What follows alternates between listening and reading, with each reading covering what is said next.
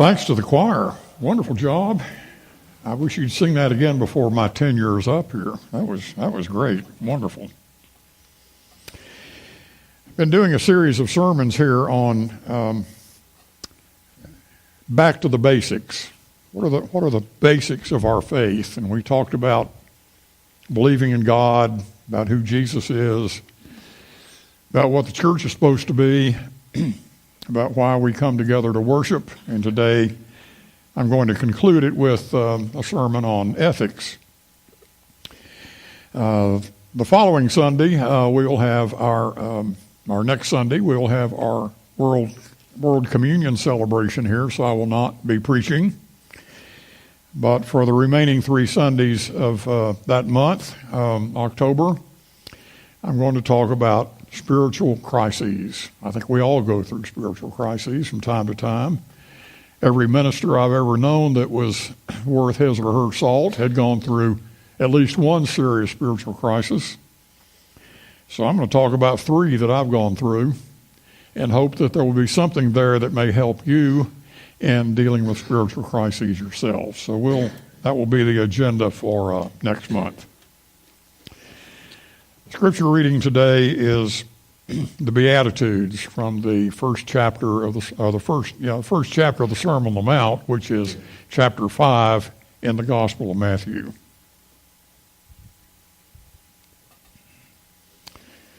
Our youth group was sitting on the floor in a circle,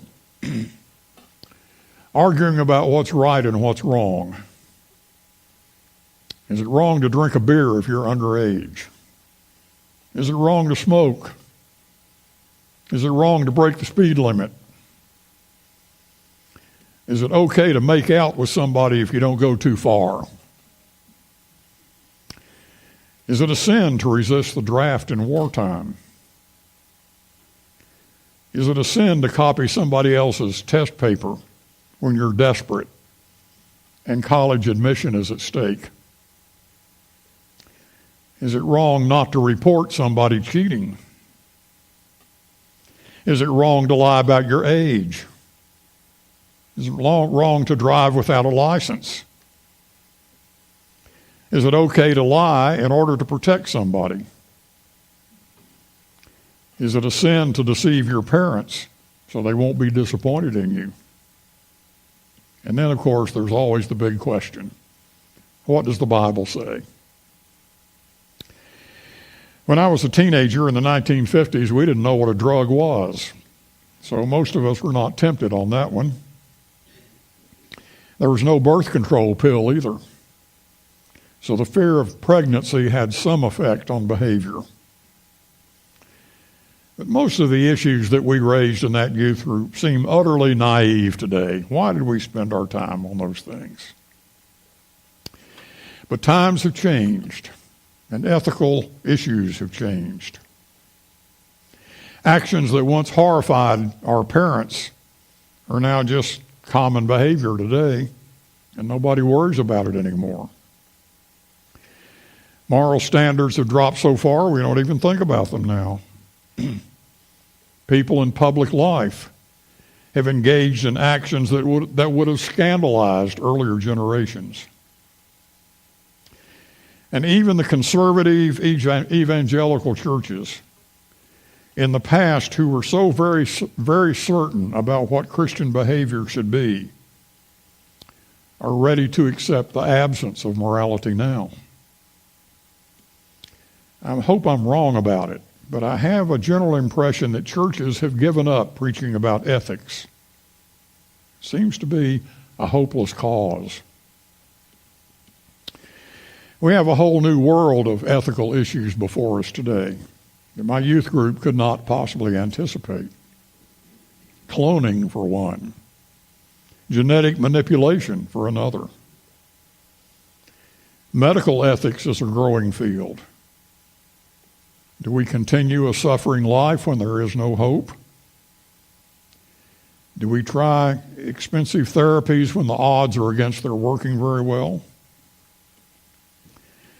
Should a CIA employee have told us that the government is spying on us? A situation we now seem to be ready to accept. Should we continue to build nuclear weapons when we are already beyond the level of overkill? Can nuclear war ever be an option if it makes the planet uninhabitable?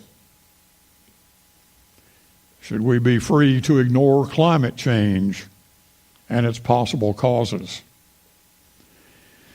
And what about artificial intelligence? Now, there's a big one. We had a terrible recession when banks made subprime loans to people they could not possibly pay back, and then sold these loans to unsuspecting investors. A good friend of mine is a retired bank president. When I made that comment to him, he said, well, the situation is very, very complicated. But basically what you said is right. No one went to jail for defrauding people of their homes and their life savings. One well-known bank in this country recently paid millions of dollars in fines for making fake credit card accounts. Our democracy is now threatened by voter suppression. The current issue of The Atlantic has a series of articles under the general heading, Democracy is Dying. Ethical issues are legion. There are just so many out there. We can hardly grasp it and figure out how to deal with them. What happened to ethics? Where are the churches? I don't hear much preaching about ethics anymore, and it shows in our culture. When I moved to North Carolina to begin my teaching career, it was a hard drive. There was no interstate highway in the mountains through Tennessee and Carolina. It was a slow go around sharp and steep curves, usually behind a slow-moving truck creeping along. Well, it had been a long time since I had the oil changed in my car, and that was a really hard drive, so I thought maybe I better do it again. The mechanic saw my out-of-state license, and he asked what was I new in town? Yes, I was new in town. What was I going to do? I'm going to teach at the college. Teach what? Religion, I said. He said to me, buddy, there's a lot of them over there that need it. The whole world needs it. Some would immediately reference the 10 Commandments, which some people today regard as the 10 suggestions. There are people who want them posted in government buildings. First of all, do we want to post a statement that says everybody must worship the God of the Jews? That, of course, would violate the First Amendment of our Constitution, which guarantees us the right to worship any God we want, or no God if that's our choice. We live in a multicultural society. There are many people practicing many different religions in our country right now, and I'm going to deal with that. That was one of my spiritual crises, how to deal with that.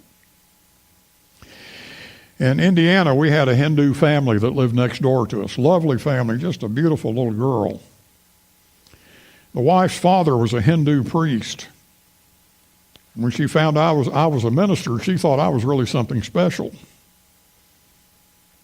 She obviously didn't know me very well yet. Some of the 10 Commandments have a universal appeal, but some of them are religion-specific and would not apply to everyone. One that has gone by the wayside is Sabbath observance. Remember the Sabbath day and keep it holy. We don't pay any attention to that one anymore. No one takes that seriously. We'd all probably be a lot healthier if we did. In a capitalistic society, we would be in trouble if nobody ever coveted anything.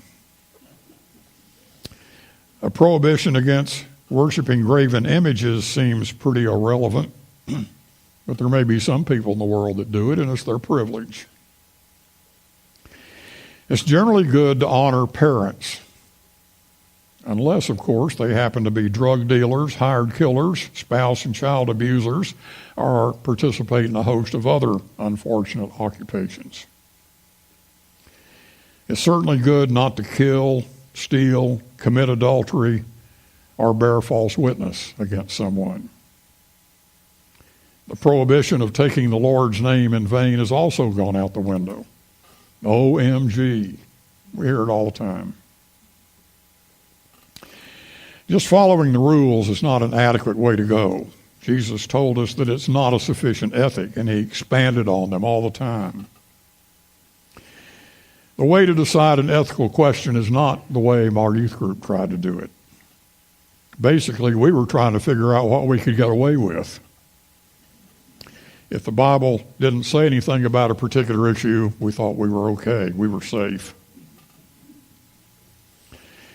Thursday, we were transfixed by a hearing in Washington where two rather impressive people gave different versions of an incident. Who was right and who was wrong? How do you decide that? That was the dilemma of the senators on the Judicial Committee. Obviously, party affiliation was going to be a factor. So would ideological commitments be a factor. But does either of those get us to the truth? Or will the truth remain hidden behind a partisan divide? Will we ever know who is telling the truth and who is not? A committee vote is certainly not going to reveal that to us. Ethical decisions can be very difficult. Whom can we trust? Which side is bearing false witness? We want an answer, hopefully an easy answer. But there are no easy answers to ethical questions. We looked at personalities. One was calm and composed, one was angry and hostile, but that doesn't really tell us where the truth is. Jesus did not tell us how to solve this. Would he be able to look deep within the souls of these two people and see what is there? We don't have that ability. What is at stake here? High office or maintaining integrity? Honesty or opportunism? There's so many sub-issues in ethical matters. Is there a pure intention here? Is the situation a factor? Jesus said that refraining from killing is not enough. We should not be angry at a person to want to kill them. There was enough anger to go around to everybody in that hearing. But that won't solve the problem for us either. Jesus advocated turning the other cheek. Now, many think Jesus' teaching at this point is so unrealistic as to be useless. Well, let me give you a couple of examples. Martin Luther King was an advocate of nonviolence in the civil rights movement. His people did not resist or retaliate when they were beaten up trying to cross a bridge in Alabama. He knew that sight of suffering on TV would turn popular opinion in their favor. And the result was the Civil Rights Act. When I was in seminary in Nashville, the sit-in movement began in Tennessee. African American students from Tennessee A&I, which I think now is Tennessee State, and Fisk University began to sit down at lunch counters in various businesses around Nashville, asking to be served like anybody else. Because of their race, they could not even get a cup of coffee. But these students were committed to nonviolence, to turning the other cheek. A member of our class who had studied Gandhi's nonviolent philosophy in India conducted workshops to prepare these students for the sit-ins. He would pour hot coffee down their backs, and he would stamp out lighted cigarettes in their necks to try to condition them for what was likely to happen when they sat in at a lunch counter, and it often did. Usually the result of a sit-in was that local thugs would come harass these students and then beat them up while the police stood silently by and did nothing. These young people suffered. They suffered a lot. But in time, the city and the merchants began to change their policies. And before I graduated and left seminary, these students could go in a drugstore, at Woolworths, or anywhere else and order a sandwich and a drink for lunch. When violence was one-sided, change happened. And they saw how much turning the other cheek could accomplish. As the last beatitude says, blessed are you who are be persecuted for righteousness' sake. It brought about a justified change. Sometimes what is right and wrong depends on the situation. Joseph Fletcher pioneered the philosophy of situation ethics, and he wrote a book by that title, which was very influential. I still have it and got it down and looked at it this week for a while. He said there may be an occasion when it's right to do the wrong thing.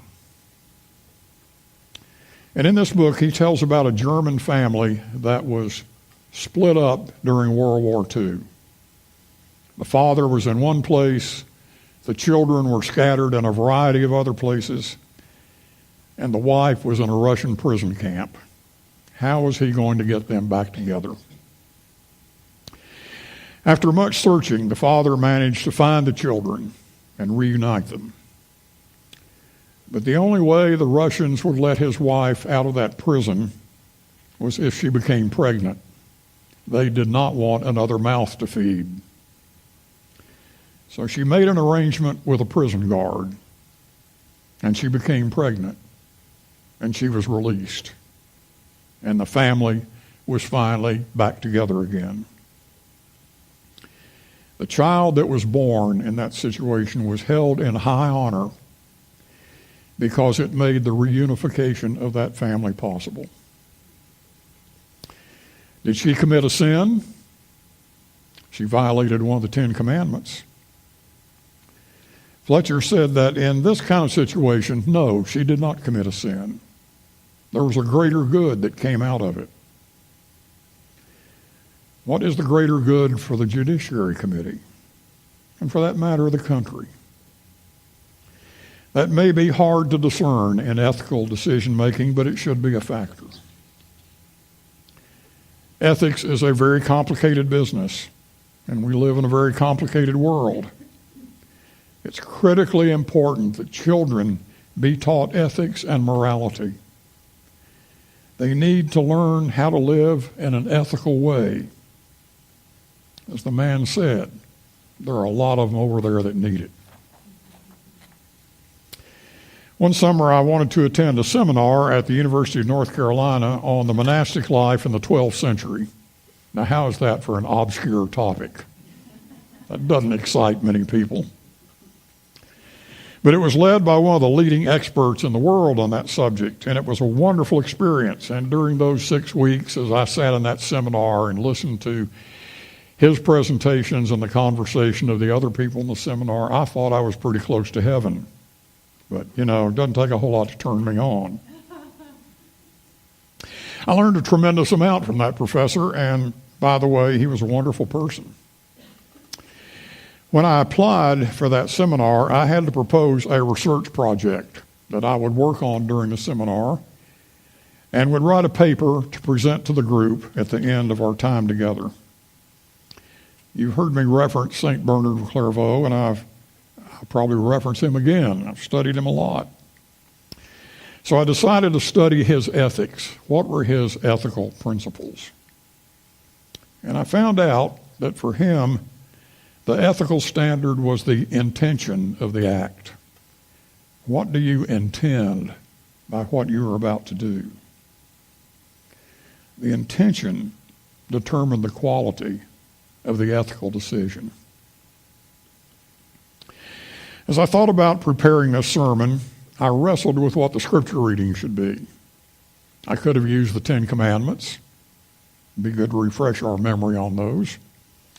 I could have read some of the ethical teachings of Jesus from the Gospels. But I finally settled on the Beatitudes, Matthew 5. Blessed are the poor in spirit. Blessed are those who mourn. Blessed are the meek. Blessed are those who hunger and thirst for righteousness. Blessed are the merciful. Blessed are the pure in heart. Blessed are the peacemakers. These are a tremendous beginning point for ethical living. Concern for the poor in spirit. Those who mourn, who are often forgotten 3 days after the funeral. Those who are meek and need an advocate. Having the quality of mercy in human relationships. What the world desperately needs is people who hunger and thirst for righteousness, who believe in the importance of ethical living. A major requirement for ethical living in this list is purity of heart. That's a hard one. Purity of heart. Blessed are the pure in heart, for they shall see God. Wow. How we live our lives, our attitudes toward others, whether we routinely do the right thing, because that's who we are, will have a major impact on our ethical decision making. Purity of heart is a huge challenge. It's hard to achieve. To have a heart that is empty of anger, that's empty of prejudice, that's empty of jealousy, that's empty of hatred, and full of the love of God is by no means easy. But it is a factor in making our ethical decisions. And finally, be peacemakers. Be peacemakers. Will what you are about to do generate peace among people? When Jesus approached Jerusalem, he lamented, "Would that even today you knew the things that make for peace, but they are hidden from your eyes." They are hidden from our eyes too, as we have conflicts in society, conflicts in our culture, as we fight endless, useless, purposeless wars. As individuals, we can try to live peacefully and be peacemakers wherever we go. The ultimate ethical standard is the love of God. When making a decision, ask yourself, will what I'm about to do reflect the love of God for all people? Will what I'm about to do serve the interest of love? That may be the biggest challenge. I hope Twin Pines Church will continue to lift up ethical and moral living. The quality of our church, our community, and indeed our nation will depend upon churches teaching ethics, living ethically, and teaching the importance of living as Christ taught us to live. Amen.